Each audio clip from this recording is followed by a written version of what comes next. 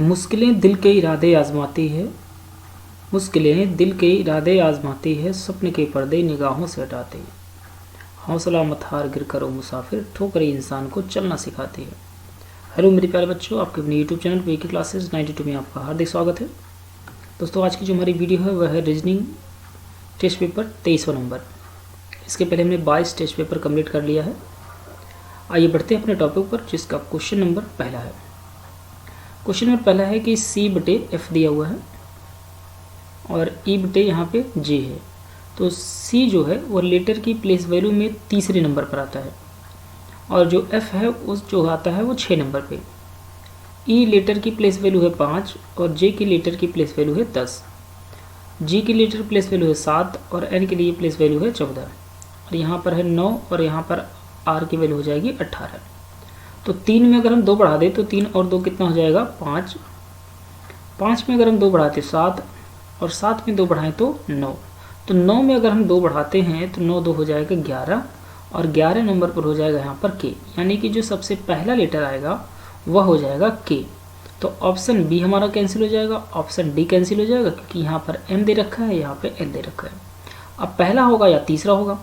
अब नीचे की अगर हम बात करें, जो नीचे लेटर दिया हुआ है उसमें 6 है और 6 के बाद यहाँ पे 4 बढ़ा है तो 6 और 4 10 हो जाएगा। फिर 10 और 4 कितना हो जाएगा 14। 14 में 4 बढ़ाया तो 18। तो 18 में हमें 4 बढ़ा देना है तो 18 4 हो जाएगा 22 और 22 नंबर पर होता है लेटर अक्षर V। तो K/V हमारा जो आंसर होगा वो K/V हो जाएगा। ऑप्शन नंबर हमारा A is the right answer हो जाएगा, यानी कि पहला आंसर हमारा सही हो जाएगा। तो लेटर की प्लेस वैल्यू के अकॉर्डिंग हम यहाँ पे क्वेश्चन को सॉल्व किया हुआ है। तो सबसे शुरू के जो ऊपर लेटर दिए हुए हैं उसमें 2 बढ़ रहा है, 3 2 5, 5 2 7, 7 2 9, 9 2 11। नीचे के लेटर की प्लेस वैल्यू में कितना है 6, 6 4 10, 10 4 14, 14 4 18 और 18 4 22 हो जाएगा। बढ़ते हैं अपने क्वेश्चन नंबर दूसरे की तरफ। क्वेश्चन दूसरा है कि नीचे एक कथन और उससे संबंधित 2 निष्कर्ष दिए गए हैं, उन्हें ध्यानपूर्वक पढ़ें और निर्धारित करें कि कौन सा या से निष्कर्ष दिए गए कथन का तार्किक रूप से अनुसरण करता है या करते हैं।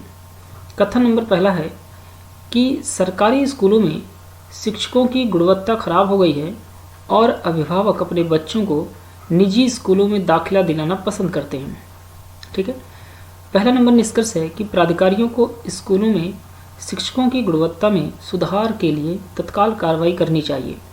तो ये बिल्कुल सही है निष्कर्ष पहला, क्योंकि अगर शिक्षकों की गुणवत्ता अगर ख़राब हो गई है तो हमें सबसे पहले जो वहाँ के पदाधिकारी हैं वो स्कूलों में शिक्षकों की गुणवत्ता में क्या करें, सुधार के लिए तत्काल कार्रवाई करनी चाहिए। ये बिल्कुल सही है।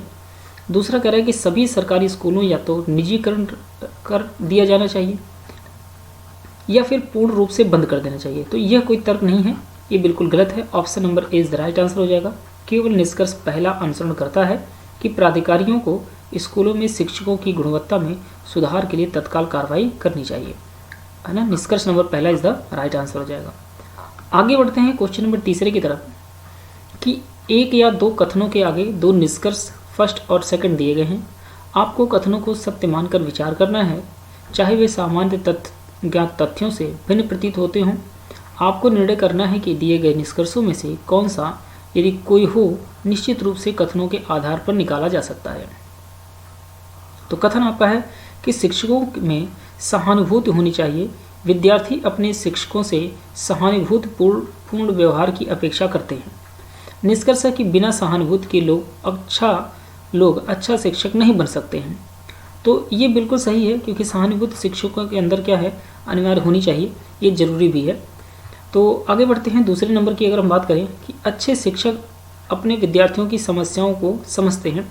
हम विद्यार्थियों की समस्या को समझते हैं या नहीं समझते हैं, यह अध्यापक का काम नहीं है, यह स्टेटमेंट में भी कहीं दिया हुआ नहीं है। वहाँ सिर्फ सहानुभूतिपूर्ण व्यवहार की ही बात हो रही है, चर्चा हो रही है। तो ऑप्शन यह क्या होगा, निष्कर्ष हमारा पहला ही सही होगा, दूसरा निष्कर्ष गलत हो जाएगा। तो इसका जो क्वेश्चन का आंसर हो जाएगा तीसरे का हो जाएगा C नंबर। केवल निष्कर्ष फर्स्ट निकलता है, बाकी सेकंड नंबर यहाँ पे गलत हो जाएगा। आगे बढ़ते हैं, क्वेश्चन नंबर अगला है चौथा नंबर कि नीचे दिए गए श्रेणी में प्रश्न चिन्ह के स्थान पर कौन सा अंक होगा। तो यहाँ पर 3 है, 3 के बाद 6 है, इसके बाद 18 है, 18 के बाद 72 है, इसके बाद 360 है और क्वेश्चन मार्क है। तो 3 का अगर हम बात करें तो 3 का गुणा कर दे 2 में तो 3 दूनी 6 हो जाएगा। 6 का गुणा अगर हम 3 में करें 6 3 18 हो जाएगा 18 का गुणा अगर हम 4 में करते हैं तो 72 हो जाएगा, और 72 का गुणा अगर हम 5 में करते हैं तो यहाँ पे कितना हो जाएगा 360 हो जाएगा, और 360 का गुणा हम करते हैं कितने में 6 में, तो यहाँ पर जो बनेगा वो 2160 हो जाएगा। यानी कि 360 का गुणा करेंगे तो यहाँ पे 36 का गुणा 6 में करते हैं तो कितना हो जाएगा यहाँ पे 216, यानी कि 0 बढ़ा देंगे तो 260, यानी कि 2160 हो जाएगा, सॉरी 2160, यानी कि option number D is the right answer हो जाएगा। जब भी कभी किसी भी श्रृंखला में अगर नंबर बहुत तेज़ी से बढ़ते हुए दिखाई देते हैं आपको, तो आप हमेशा ध्यान रखिएगा कि ऐसे केस में या तो मल्टीप्लाई होगा या तो फिर जोड़ होगा। लेकिन अगर बहुत तेज़ी से नंबर बहुत ज़्यादा बढ़ रहा है तो ऐसे केस में आप सबसे पहला ही काम करेंगे उस सीरीज़ के बीच में मल्टीपल सीरीज़ ही सॉल्व करेंगे। आगे बढ़ते हैं। क्वेश्चन नंबर अगला हमारा है कि निम्नलिखित विकल्पों में से कौन सा विकल्प नीचे दिए गए शब्दों का सार्थक क्रम दर्शाता है। तो सबसे पहले यहाँ पे ध्यान दीजिएगा कि जब भी सार्थक क्रम की बात करेगा, ठीक है, तो इसमें 2 क्रम बनते हैं। सार्थक क्रम में हमेशा 2 क्रम बनता है। एक तो क्रम बनता है हमारा आरोही क्रम, क्या बनता है, आरोही क्रम बनता है, और दूसरा बनता है अवरोही क्रम। अवरोही क्रम, तो आरोही क्रम का मतलब होता है बढ़ते हुए क्रम में, यानी कि सबसे छोटा फिर उससे बड़ा फिर उससे बड़ा फिर उससे बड़ा। अवरोही का मतलब होता है घटते क्रम में, सबसे बड़ा फिर उससे छोटा फिर उससे छोटा फिर उससे छोटा, ठीक है। आरोही क्रम अवरोही क्रम। अवरोही का मतलब अवरोध यानी कि रुकावट, यानी कि पहले क्या करना, बड़े से छोटे की तरफ। आरोही क्रम मतलब होता है बढ़ते हुए क्रम में, छोटे से बड़े की तरफ। तो इसमें हम क्या करते हैं, ये डिपेंड करता है विकल्प कैसा दिया हुआ है, तो ध्यान रखिएगा। तो कोशिश हम करते हैं कि सबसे पहले आरोही क्रम में करेंगे, बढ़ते हुए क्रम में। तो सबसे पहले जो आएगा वो मिट्टी आएगा, यानी कि बीज, पुष्प, मिट्टी, पौधा और फल है। तो इसमें सबसे पहले आएगा मिट्टी। मिट्टी जो हो गया वो हो जाएगा तीसरे नंबर पे, तो यानी कि यहाँ पे जो बनेगा वो नंबर, तीसरा नंबर जो होगा वो पहले आएगा। तो ऑप्शन ए कैंसिल हो जाएगा, ऑप्शन बी भी कैंसिल हो जाएगा। अब मिट्टी के बाद इसमें हम डालेंगे क्या, बीज, यानी कि 1 नंबर आएगा फिर, है ना। बीज डालेंगे यानी कि 1 नंबर हो जाएगा। मिट्टी, मिट्टी के बाद बीज। अब बीज से क्या होगा, फिर बनेगा पौधा, यानी कि क्या बनेगा, पौधा, यानी कि चौथा नंबर आएगा। तो 3, 1 और 4, ऑप्शन सी भी कैंसिल हो जाएगा, ऑप्शन बचा डी हमारे पास। तो सबसे पहले क्या आया, मिट्टी। मिट्टी से फिर क्या मिलेगा, उसमें मिट्टी में क्या लगाएंगे, बीज। बीज से जो क्या होगा, पौधा बनेगा। अब पौधे के बाद जो बनेगा वह बनेगा पुष्प, यानी कि पहले दूसरा आएगा, फूल आएगा, और फूल से फिर बनता है फल, यानी कि लास्ट में आ जाएगा 5वां। तो 3, 1, 4, 2, 5, यानी कि ये हमारा चौथा option is the right answer हो जाएगा। आगे बढ़ते हैं। क्वेश्चन नंबर अगला हमारा है छठे नंबर पे कि Q के पूर्व में P 4 किलोमीटर की दूरी पर खड़ा है। तो Q यहाँ पर है और Q के पूर्व में 4 किलोमीटर पर यहाँ पर P खड़ा है, तो इनके बीच का जो डिस्टेंस होगा वो हो जाएगा 4 किलोमीटर का। अब कह रहा है कि P वहीं खड़ा है जबकि Q 4 किलोमीटर उत्तर की ओर चलता है। P जो है वहीं खड़ा है, लेकिन जो Q है वह 4 किलोमीटर उत्तर की ओर चलता है, ठीक है।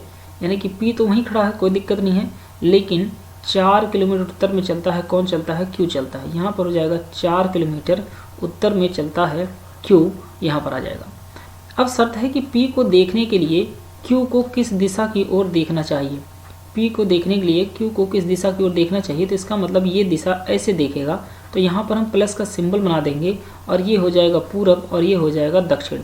तो दक्षिण पूर्व दिशा हो जाएगा, यानी कि साउथ ईस्ट हो जाएगा, दक्षिण पूर्व दिशा हो जाएगा। Option number B is the right answer हो जाएगा। उसको दक्षिण पूर्व की ओर देखने पर P दिखाई दे देगा।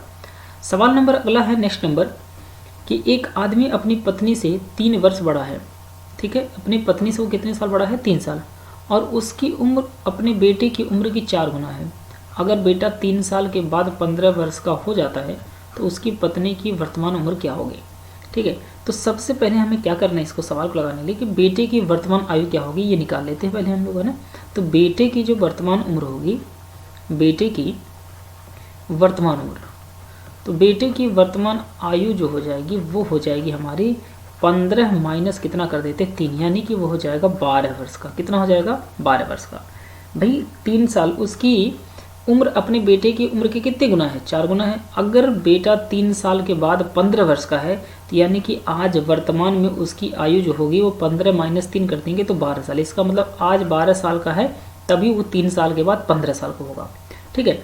अब पिता की वर्तमान आयु कितनी होगी, तो पिता की वर्तमान आयु ले लेते हैं, ठीक है। पिता की वर्तमान आयु, अब पिता की जो वर्तमान आयु है वो कितनी है, तो पिता की वर्तमान आयु हो जाएगी, बेटे की 4 गुना है तो बेटे की उम्र 12 साल है, तो 12 का गुणा कर देंगे 4 में, तो 12 चौक कितना हो जाएगा 48 वर्ष, यानी कि ये 48 वर्ष के हो गए उनके पिताजी। अब सवाल ये है कि अब उसकी पत्नी की आयु कितनी होगी, वर्तमान आयु पूछा है, तो पत्नी की आयु जो होगी है ना, पत्नी की वर्तमान आयु, तो पत्नी की वर्तमान आयु जो हो जाएगी वो हो जाएगी 48 माइनस कितना वर्ष कम है यहाँ पे, 3 साल क्या है, 3 वर्ष बड़ा है पत्नी से, तो 48 में से हम 3 घटा देंगे तो जो वैल्यू आ जाएगी वो 45 वर्ष हो जाएगी, यानी वो 45 वर्ष की उसकी क्या है, पत्नी है। Option number D is the right answer, यहाँ पे डी आंसर उसका सही हो जाएगा। ठीक है, D answer is the right answer हो जाएगा। अगला नंबर पढ़ते हैं 8वें नंबर पे कि 4 कथन और उससे संबंधित 4 निष्कर्ष दिए गए हैं, चिन्हित करें कि कौन सा ऐसे निष्कर्ष दिए गए कथनों का निश्चित रूप से अनुसरण करता है, भले ही वे सामान्य रूप से तथ्य या तथ्यों से भिन्न होगा। सभी लड़के खेल सकते हैं, तो यहाँ पर लगा देते हैं कि सभी लड़के खेल सकते हैं, तो यहाँ पर हो जाएगा सभी लड़के जो है वो खेलना जानते हैं, तो यहाँ पर हो जाता खेलना हो जाएगा। ठीक है, अब कह रहा है कि कुछ लड़कियाँ गायन कर सकती हैं, तो कुछ लड़कियाँ जो हैं वो गायन कर सकती हैं, तो लड़कियों के लिए हम अलग बना देंगे, ये हो जाएगा लड़कियां, और कुछ लड़कियां जो है वो गायन करती हैं, तो यहाँ पर आ जाएगा गायन। ठीक है, कुछ लड़कियां जो है वो गायन कर सकती हैं। सभी लड़कियां भोजन पका सकती हैं। ठीक है, सभी लड़कियां जो है वो भोजन पका सकती हैं, इसका मतलब सभी लड़कियां जो होंगी वो भोजन पका सकती हैं, मतलब वो रसोइयाँ हैं, तो यहाँ पर हो जाएगा भोजन पकाना। ठीक है, क्या हो जाएगा, भोजन पकाना हो जाएगा। ठीक है, सभी लड़कियाँ जो है भोजन पका सकती हैं। कोई भी लड़का सिलाई नहीं कर सकता, तो लड़का जो है वो सिलाई नहीं कर सकता, ये ध्यान रखिएगा, कोई भी लड़का जो है सिलाई नहीं कर सकता, तो लड़का जो हो जाएगा यहाँ पर हो जाएगा और यहाँ हो जाएगा सिलाई, तो लड़के और सिलाई के बीच में कोई भी रिलेशन नहीं होगा। अब सर निष्कर्ष क्या है कि निष्कर्ष यह है कि कोई लड़की खेल नहीं सकती है, तो लड़की यहाँ पर है, खेलना यहाँ है, तो इनके बीच में कोई रिलेशन दिख नहीं रहा है, तो ये पहला निष्कर्ष हमारा क्या हो जाएगा, गलत हो जाएगा। दूसरा है कि सभी लड़कियाँ सिलाई कर सकती हैं, तो लड़कियां यहाँ पर हैं, सिलाई यहाँ पर है, इनके बीच कोई भी रिलेशन नहीं है, तो ये भी कंक्लूजन हमारा क्या हो जाएगा, बिल्कुल गलत हो जाएगा।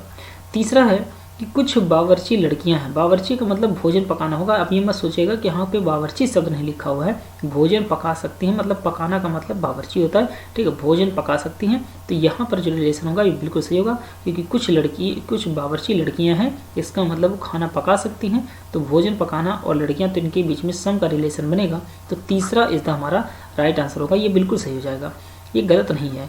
चौथा कह रहा है कि जो लड़के खेलते हैं वे सिलाई नहीं कर सकते, तो जो लड़के खेलते हैं वे सिलाई नहीं कर सकते हैं, इसका मतलब यहाँ पे ध्यान दीजिएगा, ये भी बिल्कुल हमारा क्या हो जाएगा, सही हो जाएगा। चौथा नंबर भी अनुसरण करेगा कि जो लड़के हैं वो जो लड़के खेलते हैं वे सिलाई नहीं कर सकते, तो ये बिल्कुल सही है, क्योंकि इनके बीच में जब कोई रिलेशन ही नहीं है तो इनके बीच में कुछ नहीं का भी रिलेशन हो जाएगा, यानी कि जो लड़के खेलते हैं वे सिलाई नहीं कर सकते नेगेटिव है, तो बिल्कुल सही हो जाएगा। तो चौथा भी अनुसरण करेगा, ये भी हमारा सही हो जाएगा।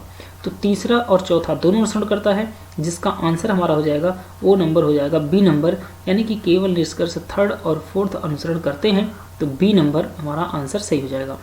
आगे बढ़ते हैं, क्वेश्चन नंबर अगला है कि निम्नलिखित प्रश्न का उत्तर देने के लिए विकल्पों में दिए गए सूचना के किस अंश की अतिरिक्त रूप से आवश्यकता होगी। ठीक है, किस अंश की अतिरिक्त रूप से आवश्यकता होगी, मतलब हमें इस प्रश्न का उत्तर निकालने के लिए और हम किस स्टेटमेंट, चारों ऑप्शन में से किस स्टेटमेंट को और जोड़ दें ताकि हमारा प्रश्न का उत्तर निकल जाए।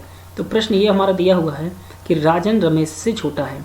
ठीक है, तो ये ध्यान रखिएगा कि राजन जो है वह रमेश से छोटा है, तो रमेश से छोटा जो हो जाएगा वो राजन हो जाएगा। ठीक है, अब कह रहा है कि और रमेश जॉर्ज से लंबा है, और रमेश जो है जॉर्ज से लंबा है। अब ध्यान दीजिएगा कि जो रमेश हैं वह जॉर्ज से लंबे हैं, तो ये हो जाएंगे, एक तो तरफ जॉर्ज ये हो गए और यहाँ पर हो गया राजन, लेकिन ज़रूरी नहीं है कि राजन यहीं पर होंगे। हम हो सकता है कंडीशन जो आइदर की बन सकती है वो ये भी बन सकती है कि जो रमेश होंगे वो बड़े तो हैं किससे, राजन से भी बड़े हैं, और राजन बड़ा हो सकता है किससे, जॉर्ज से बड़ा हो सकता है, और जॉर्ज से भी बड़े कौन हैं, रमेश हैं। तो इसका मतलब यहाँ पे दो कंडीशन बन सकती है, तो पहली कंडीशन ये और दूसरी कंडीशन ये। अब इसमें सबसे छोटा कौन होगा ये डिसाइड कर पाना मुश्किल है, क्योंकि ये कहीं नहीं लिखा है कि जॉर्ज से छोटा है राजन या राजन से छोटा है जॉर्ज, ये स्टेटमेंट में नहीं कहीं लिखा हुआ है। तो हमें यहाँ पे ये नहीं बता सकते कि सबसे छोटा कौन है, लेकिन सबसे बड़े के रूप में हम बता सकते हैं रमेश क्या होगा, सबसे बड़ा हो जाएगा।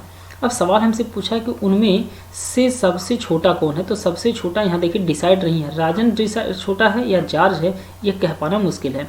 अब हमें स्टेटमेंट की आवश्यकता होगी कि इन चार में से किस स्टेटमेंट को और पता चल जाए जिससे हम कंफर्म कर सकते हैं कि सबसे छोटा कौन है।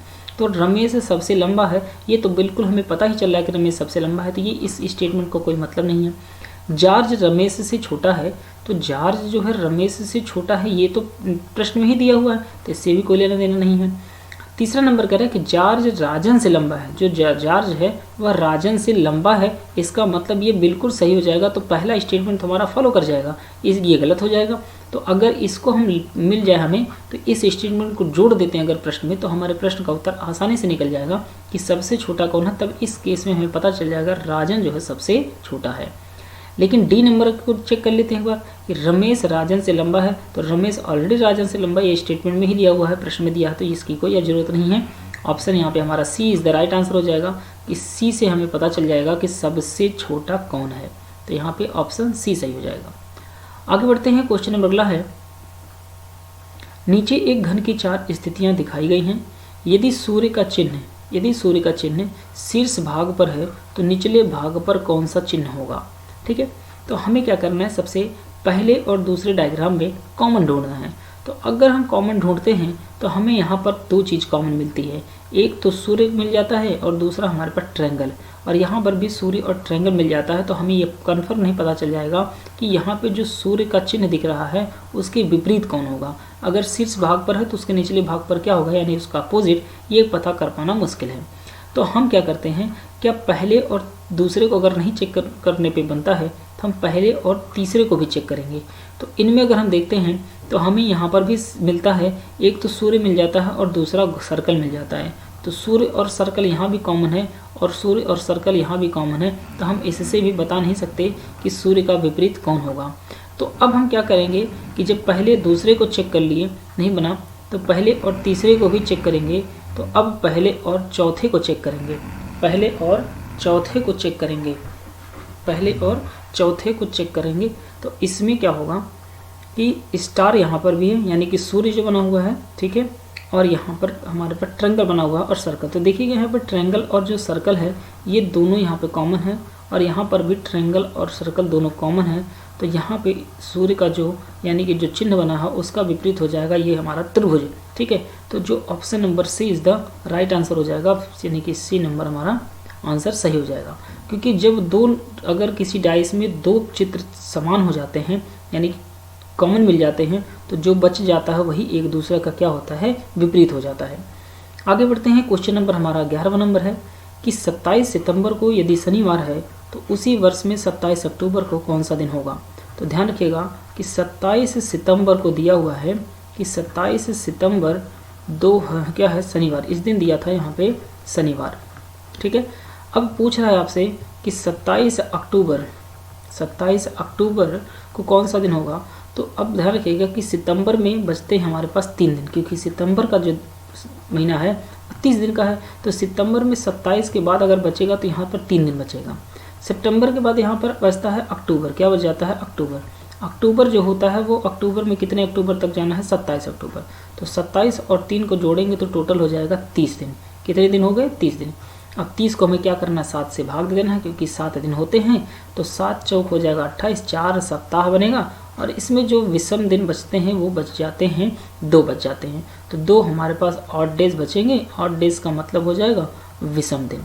ठीक है, अब विषम दिन को हमें क्या करना है, डेट अगर हमारी आगे की पूछी गई है तो हम इसमें क्या करेंगे, जोड़ देंगे, और अगर डेट हमारे पीछे की है तो इसमें क्या करेंगे, माइनस कर देंगे। ठीक है, तो हमसे 27 सितंबर का दिया हुआ है और 27 अक्टूबर पूछ रहा है, मतलब डेट आगे की है। तो हमें शनिवार में 2 दिन जो विषम दिन है इसी को जोड़ देना है। तो शनिवार में के बाद 2 दिन जोड़ेंगे तो रविवार और 1 सोमवार। तो आंसर हमारा सोमवार होगा। Option number D is the right answer हो जाएगा, डी आंसर हमारा सही हो जाएगा।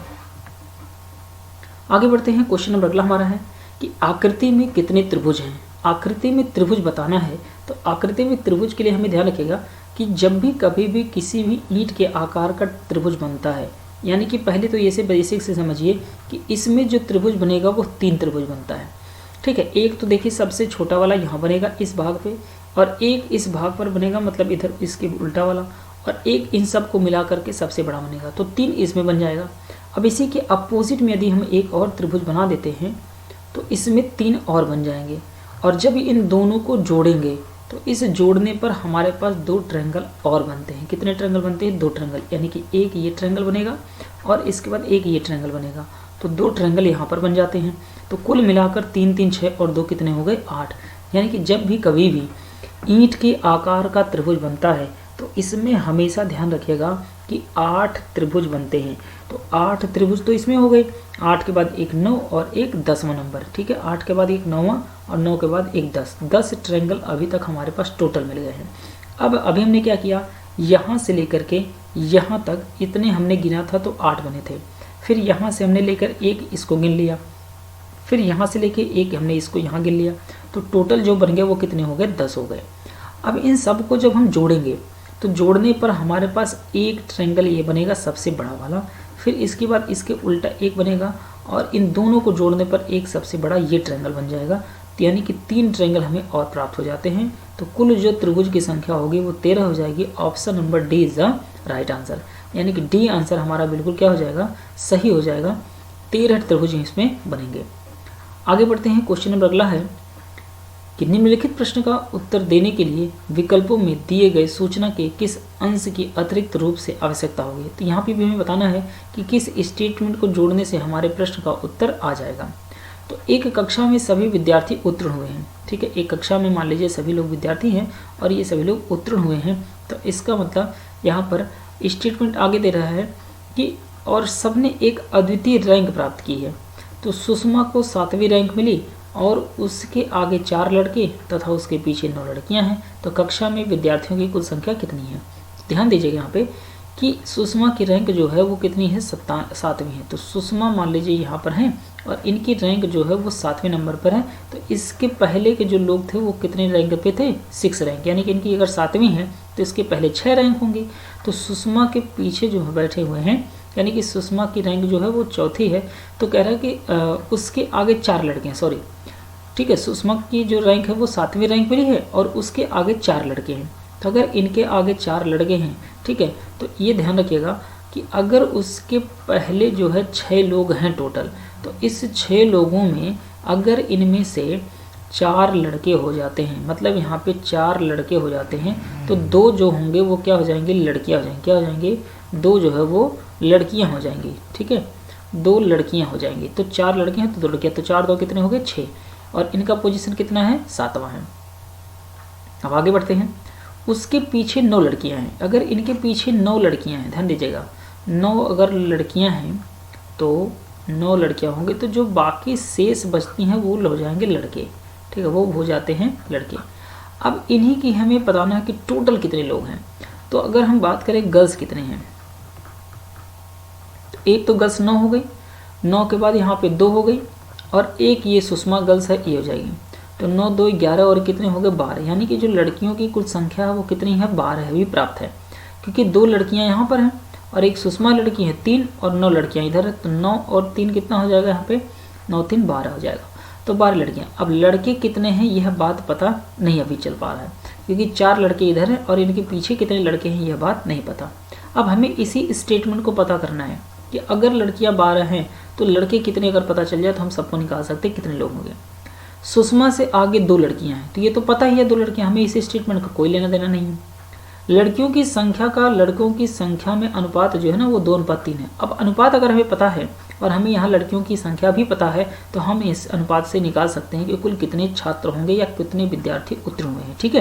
कैसे निकालेंगे? ध्यान दीजिएगा कि लड़कियों का यानी कि जो गर्ल्स हैं इनका और जो बॉयज़ हैं इनका जो अनुपात है वो अनुपात है 2:3 है। कितना अनुपात है? 2:3 है, 2:3 है, ठीक है। तो अब ध्यान रखिएगा कि लड़कियों का 2 यूनिट बराबर, ठीक है, क्या है कि 2 यूनिट बराबर कितना है? 12। तो 1 यूनिट बराबर कितना हो जाएगा? 1 यूनिट बराबर हो जाएगा 12 का 2 से भाग देंगे तो कितना आ जाएगा? 6। 1 यूनिट बराबर 6 है, तो इसका मतलब लड़कियां 6 दूनी कितनी हो गई? 12 लड़कियां हो गई और 6 त्रिक कितने हो गए? 18। 1 यूनिट बराबर अगर 6 है तो 2 यूनिट बराबर 12, तो 3 यूनिट बराबर 18। तो 12 और प्लस 6 यानी कि 12 प्लस 18 कितने हो जाएंगे? टोटल 30, यानी कि कुल विद्यार्थियों की जो संख्या होगी वो कितनी होगी, वो 30 हो जाएगी। तो इसका मतलब बी स्टेटमेंट से हमारे प्रश्न का उत्तर निकाला जा सकता है। तो option number B is the right answer हो जाएगा। आगे बढ़ते हैं। क्वेश्चन नंबर अगला हमारा है कि निम्नलिखित में कौन सा चित्र भवन, लंबा और आदमी के संबंध को दर्शाता है। तो सबसे पहले ध्यान रखिएगा कि बीच में जो बनेगा वो बनेगा डायग्राम हमारा लंबा का, ठीक है, ये लंबा का डायग्राम हो गया। उसके बाद यहाँ पर बनेगा आदमी का, यानी कि ये हो गया आदमी, ठीक है, ये आदमी हो गया। और उसके लिए बन जाएगा भवन का, यानी कि कुछ भवन जो है वो लंबे हैं और कुछ आदमी भी लंबे होते हैं। तो भवन और आदमी के बीच कोई रिलेशन नहीं है, तो डायग्राम तीनों ये बनेगा सम का, ठीक है, एक नो का बनेगा भवन और आदमी का। लंबा जो है आदमी भी होता है, लंबा भवन भी होता है, तो यहाँ सम का बनेगा। Option number C is the right answer.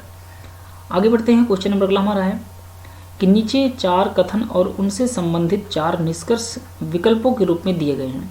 आपको दिए गए कथनों को सही मानकर चलना है, चाहे वे सामान्यतः ज्ञात तथ्यों से भिन्न प्रतीत होते हों, और फिर निर्णय कीजिए कि विकल्पों में से कौन सा निष्कर्ष दिए गए कथनों का तार्किक रूप से अनुसरण करता है। अब कथन क्या करें कि सभी पेन डायरीज हैं, तो जो सभी पेन है वो डायरीज हैं, ठीक है, तो यहाँ पर बन जाएगा डायरी, यहाँ पर हो गया डायरीज। फिर कह रहा है कि सभी किताबें पेन हैं, जो सभी किताब है वो पेन है, तो किताब भी जो हो जाएगा वो पेन के अंदर आ गया, तो सभी किताब जो है पेन हो जाएगा। कोई भी डायरी पेंसिल नहीं है, कोई भी जो डायरी है वह पेंसिल नहीं है, इसका मतलब पेंसिल का डायरी से कोई रिलेशन नहीं है, तो ये कट जाएगा। कुछ पेंसिल तलवारें हैं, कुछ पेंसिल जो क्या हैं वो तलवारें हैं, कुछ पेंसिल तलवारें हैं, तो यहाँ पर बन जाएगा रिलेशन। अब यहाँ पे हमें कह रहा है कि कौन सा तार्किक रूप से अनुसरण करता है। तो कुछ पेन तलवार है, पेन यहाँ है, तलवार यहाँ है, इनके बीच कोई रिलेशन नहीं, इसलिए ये गलत हो जाएगा। कोई भी डायरी तलवार नहीं है, कोई भी डायरी तलवार नहीं है, तो डायरी यहाँ है, तलवार है, इनके बीच में निश्चित तौर पर नहीं कहा जा सकता कि कुछ डायरी तलवार है या नहीं है, इसलिए ये भी बिल्कुल हमारा क्या हो जाएगा, बी नंबर भी हमारा क्या होगा, एकदम गलत हो जाएगा, क्योंकि कुछ भी डायरी तलवार नहीं है, इसके बारे में निश्चित तौर पर कहा नहीं जा सकता, तो बी भी कैंसिल। कुछ डायरी किताब है, हाँ कुछ किताब है डायरी के अंदर है, तो इसका मतलब कुछ किताब या कुछ डायरी हमारी क्या है वो किताबें हैं, तो बिल्कुल तीसरा नंबर सही होगा, third is the right answer हो जाएगा। चौथा है कि कुछ पेन किताबें हैं लेकिन तलवार नहीं है, कुछ पेन जो है किताब है, तो पेन यहाँ है, किताब यहाँ है, लेकिन तलवारें नहीं है, तो ये निश्चित तौर पर तलवार का रिलेशन किसी से है पेन के साथ या नहीं है, यह बात निश्चित तौर पर नहीं कह सकते, इसलिए ये भी हमारा डी नंबर भी गलत हो जाएगा। तो ये हमारे दोस्तों 15 क्वेश्चन थे। अगर आपको वीडियो पसंद आई हो तो प्लीज़ वीडियोज़ को लाइक ज़रूर करें और अपने दोस्तों के साथ इसको शेयर करें, और चैनल पर नए हैं तो चैनल को सब्सक्राइब करना ना भूलें। किसी भी प्रकार की पीडीएफ चाहिए तो आप हमारे टेलीग्राम चैनल पर जुड़ सकते हैं, जिसका लिंक आपको डिस्क्रिप्शन बॉक्स में दिया रहेगा, वहाँ से आप जा कर के सर्च कर सकते हैं। पीके क्लासेज 9 आगे ऑफिशियल लिखा होगा, वहाँ से आप पीडीएफ प्राप्त कर सकते हैं। हर टॉपिक की पीडीएफ वहाँ पर अवेलेबल है।